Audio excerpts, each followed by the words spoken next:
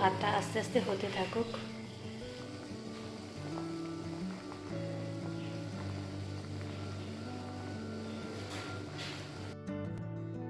জানালা দিয়ে কেমন রোদ এসে পড়েছে বিছানায় দেখো।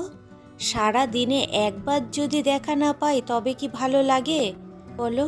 সারা দিনে রোদ ঝলমলে পরিবেশ থাকবে আর শীতও পড়বে, তবেই না শীতকালে আরাম। মেঘলা ওয়েদার আমার একদম পছন্দ নয়। তবে আজকে রোদ উঠেছে একদম হালকা, রোদের খুব একটা বেশি জোর নেই। রাই আজ কলেজ যায়নি, বাড়িতেই আছে। তার জন্য বিছানা ছাড়তে অনেক লেট করেছে। শীতকাল তো সহজে বিছানা থেকে উঠতে চায় না, আর আমিও বেশি জোর করি না। এখন বিছানা ছেড়ে উঠেছে, তার জন্য ভাবলাম বিছানাটা এবার পরিষ্কার করে ফেলি। বিছানা গুছিয়ে ঘর গোছাতে গোছাতেই আমার এদিকে ভাতটা হয়েও গেছে। ঘরটা এখনো ঝাড় দেওয়া হয়নি, এবার গিয়ে ঝাড়টা দিয়ে দেব। সকালবেলাতেই ঝাড় দিয়ে মুছে পুজো দিয়ে নিয়েছি স্নান করে এসে, কিন্তু এখন বিছানা ঝাড়লাম তো, তাই ভাবলাম এখন একবার ঘরটা ঝাড় দিয়ে নিই। যতবারই ঘর ঝাড় দিই না কেন ততবারই ময়লা কোথা থেকে যে বেরোয় তা ভগবানই জানে। শীতকালে ধুলোবালি হয়ও খুব বেশি। চলো, সব কাজ কমপ্লিট হয়ে গেছে, এবারে খাবারটা খেয়ে নিই।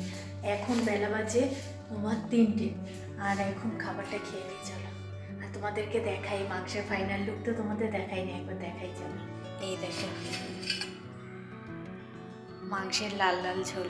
আলু বেশি দেখা যাচ্ছে, মাংস কম দেখা যাচ্ছে, কারণ মাংসটা তো কমই আজকে, তার জন্য। চলো এবার খাবারটা খেয়ে নিই।